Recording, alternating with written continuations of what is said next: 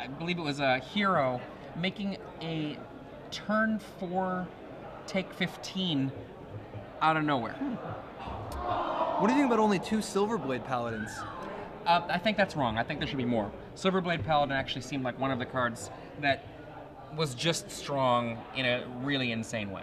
It's interesting, he has Dismember in the main deck and Gut Shots in the board. It's a little bit of interaction. Not a lot, but a non-zero amount. Wow, Kurt coming out with the blistering 6 mana on the second turn. Well, he had a turn 3 kill earlier in the tournament. Turn 1, Elf. Turn 2, Elvish Archdruid. Turn 3, a little Genesis Wave, a couple Elves and a Genesis Wave for 3. Happened to hit 2 more Elves and a Bellringer. Untapped his mana, Genesis Waved again, this time for 5. And actually ended up getting so much mana that he was able to just Green Sun Zenith for the Behemoth and kill on turn 3. Insane. Now, against all of this mana, a Lonely Strangleroot Geist looks pretty underwhelming. So Kurt Crane, is he getting Elvish Archdruid just to establish an even bigger board? Threatened to have DI mana next turn? Says, do you want to attack? I can attack. And let's see. Can Max do something? I mean, honestly, Kurt didn't do anything particularly crazy with that 6 mana, but he very well could next turn with the Green Sun Zenith. And he doesn't actually have full-on 6 mana, because if you recall, the Arbor Elf doesn't live it. He's played nothing but dual lands. That's fair. There's no forest there. But his Archdruid taps for 4, so he's up to 9 mana anyway.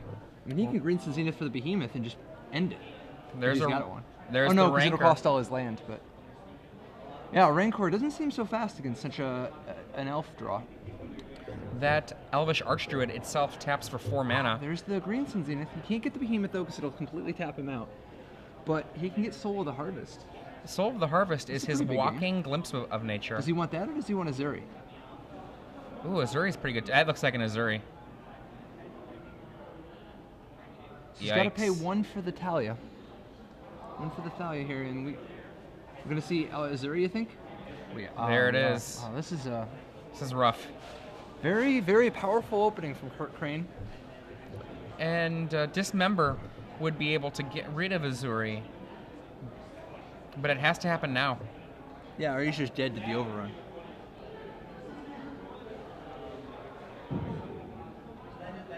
If anyone else still wants their cash prize for 64, come on up right now. And Max Brown looks top card of the deck. Draws it. He is not auto-dismembering, so...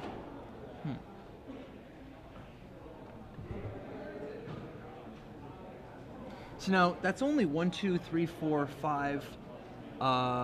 that's only 20 damage, right? Let's see, Azuri's a 3/3, Arbor Elf 2. Oh no, you're right, because there's +4 from the Archdruid. Yeah. So it's 24 damage. He can soak up 2 so far.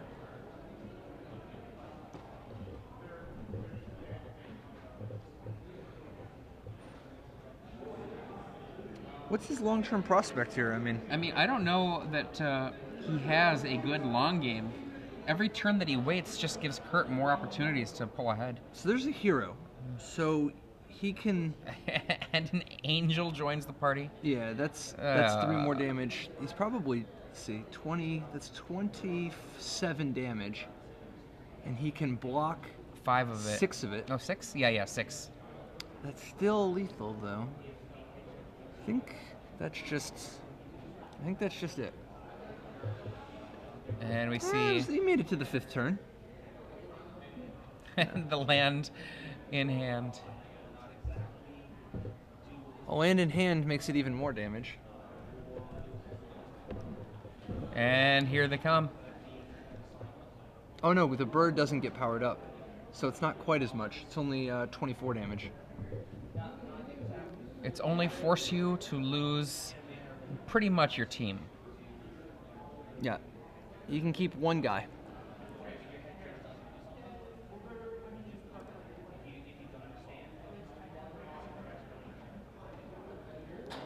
He's not going to be able to keep enough life to... He's looking. He's trying to find a way.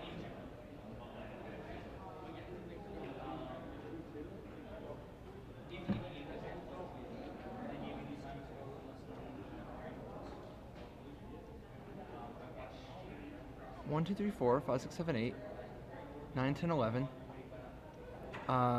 Wait, 1, 2, 3, 4, 5, 10, 13. And 5 is 18. And 4 is 22 damage. This is looking pretty rough for Max. Is this a test of do you know how trample works? John Gopinski, if you are still in the room, please come to the main event stage. John Gopinski. Kurt Crane isn't buying it for a second. Boom.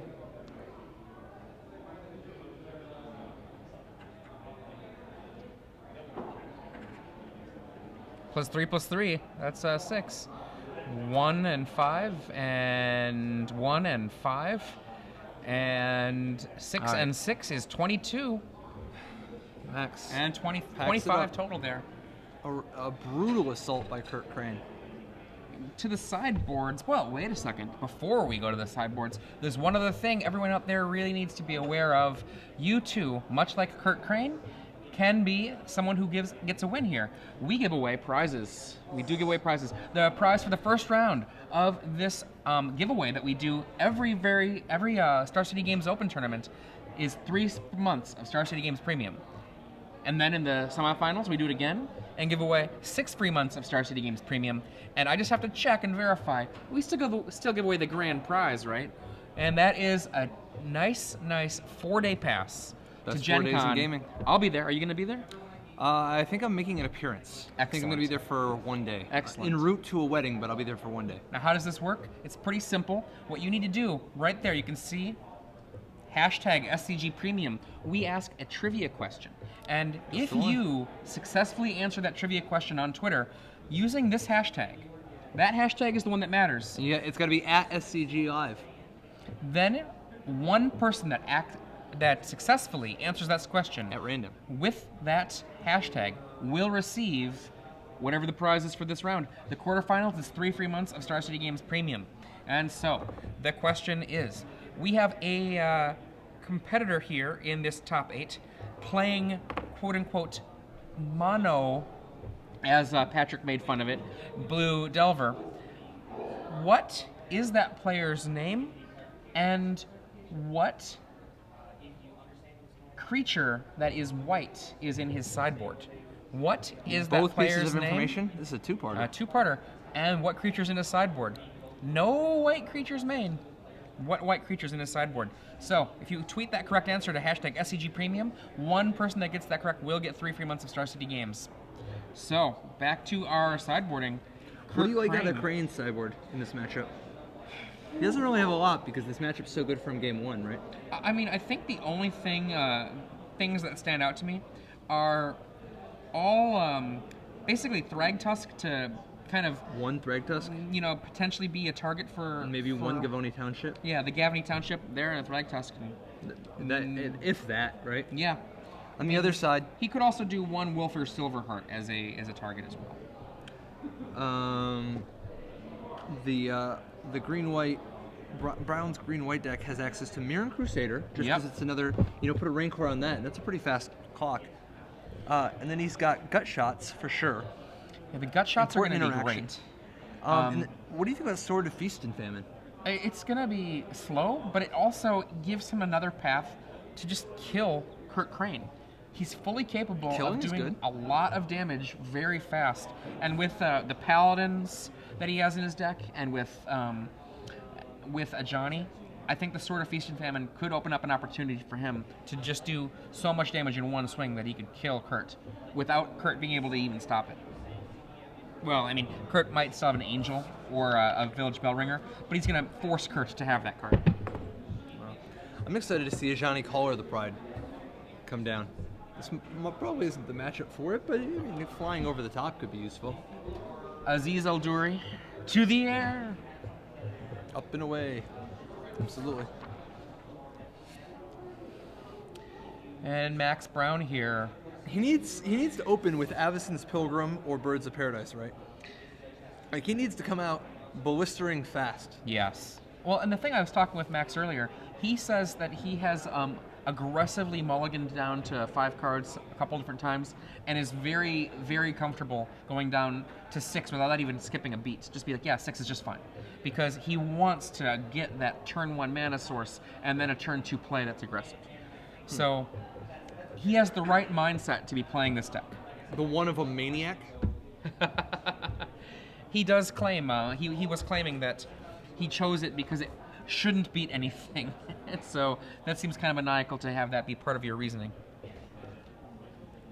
And yet here he is in the top 8 of the SCG Open. And to be fair, I think that he is easily in his worst matchup in this top 8. If he were to be able to have, chosen one competitor not to play, I think Kurt Crane would be the one. Absolutely. Now, as we saw earlier, though, Kurt's deck a little finicky. You know, he's playing one of those decks that's got 40 mana. It's very possible he could just mulligan to 4 like he did earlier today. Yeah, or just get the turbo nothing. He mulliganed to 4 twice. He won one of those games. He's never scared. Never, ever, ever scared. Were you the person I was working with recently who was never give up? I mean, we were celebrating Reed Duke in all of his glory from a distance.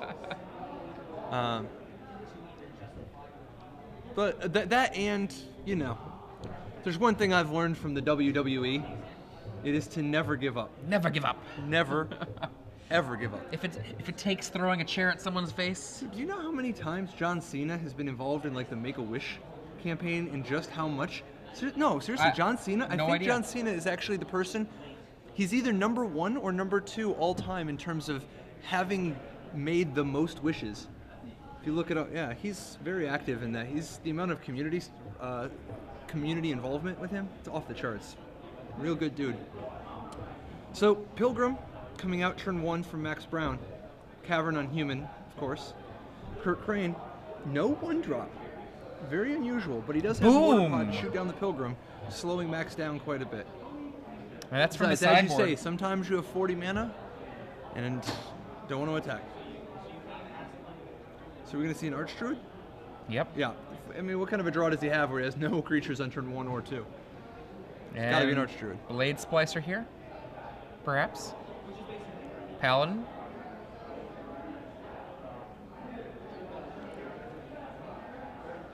When Kurt can kind of vomit out a ton of creatures, that Mortar Pod is pretty interesting.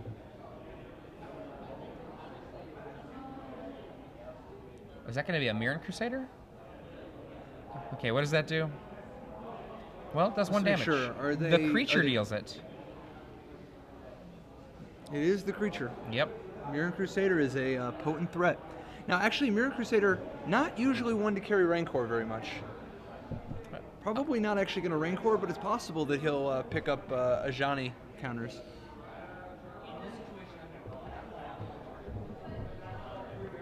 And that's 4 mana. It looks like we're going to Green Suns. Elvish Archdruid. Seems good to me. He's looking to go big in time. Besides, Max doesn't exactly have him under the fastest clock here.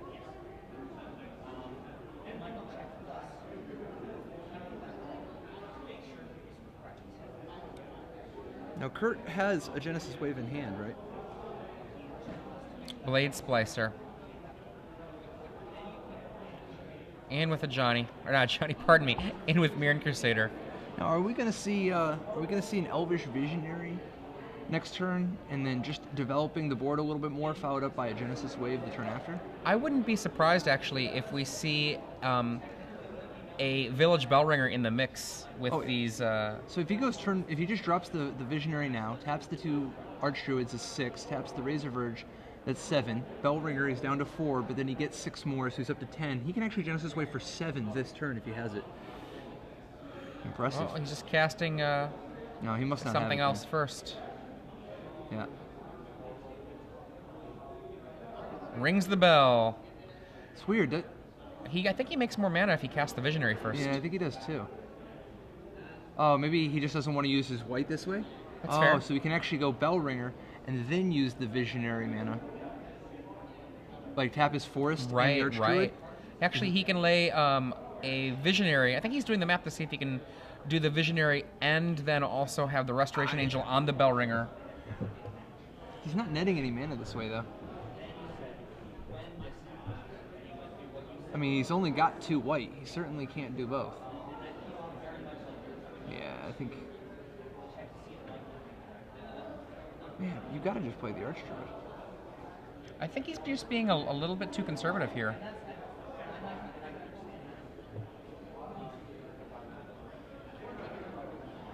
It could be that he just wants to kill the Crusader right now, and he's just gonna He can still do all this. Like if he just... Well... Either way, he's got 2 Bell Ringers, untaps the 2 Archdruids. Doesn't appear to actually have Genesis Wave, though. Is that a Behemoth in his hand, though? Looks like one. So this is potentially a very... Oh, that is a Behemoth. Like... He can end this next turn if things go right.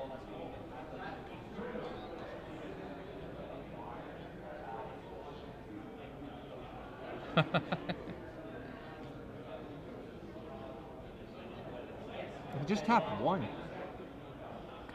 Why float? Alright. We're probably just looking at it, playing out the Visionary, see what you draw, drop another Mortar Pod, right? I hope so. There you go. There we go. A little bit ago, that would have... Oh, that would have been nice. If only I had known that card was there. And, do we see what it is? I don't know. I just... reading his face. Funny guy. Good news is, for Kurt anyway, that this game is probably just over next turn.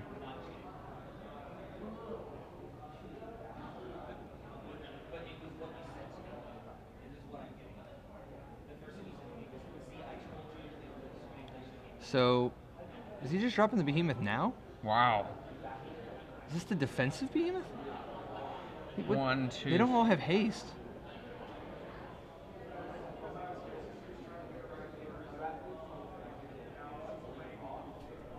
Now, granted, he can Restoration Angel the Behemoth next turn, so it's not like this is the hugest investment.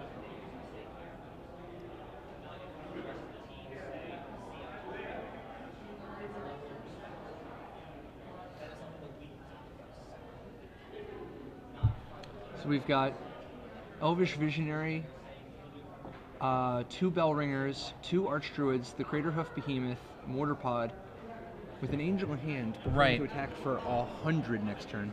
Boom. But in the meantime, here's 1, 2, 3, 4, 5, 1, 2, 3, 4, 6. Here's 11 just to think about, you know. Without even putting down an Angel. Well, yeah, and the he's Angel's going to reset the Behemoth for next turn. Yeah, he's threatening so much damage next turn without even using an Angel. It's pretty insane. Those Bell Ringers, definitely viable chump blockers for the pro-green creatures. I was just checking to see if Maxwell Brown happened to have a fog-like effect, because I have seen a lot of them in the sideboards this weekend. Yep. But certainly only a temporary solution if Kurt isn't hasty and attacks with everything, you know. I think that's all she wrote. This has been a quick one.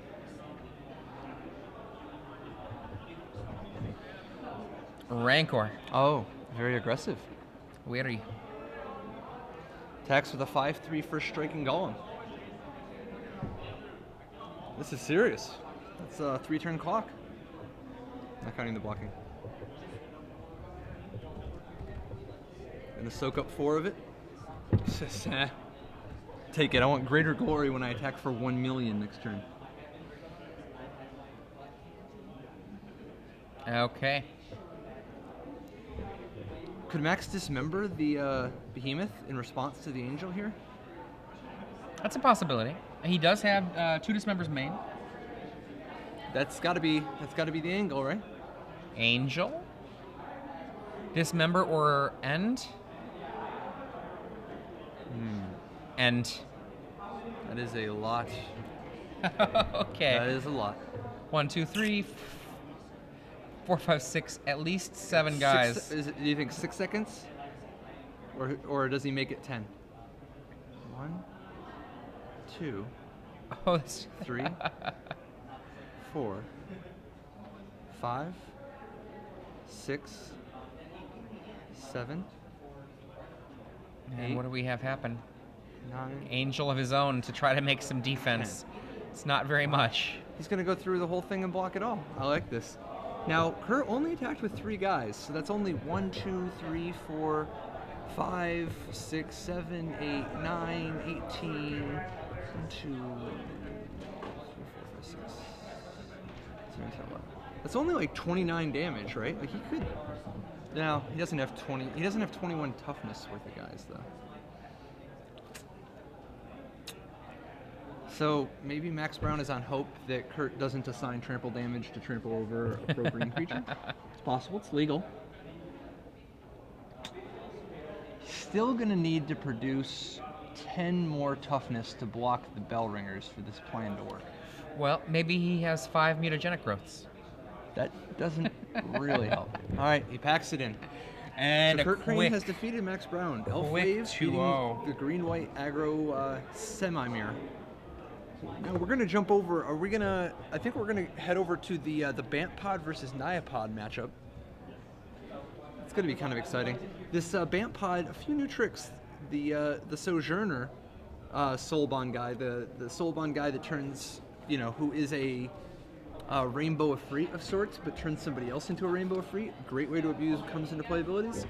Plus Venser for the full-on Dignitary lock. That one Deadeye Navigator. How crazy. And he's got Birthing Pod to find it, so it's not even like it's just, mising around. But his opponent has access to cards like Arc Trail and Bonfire, which can be so crucial in these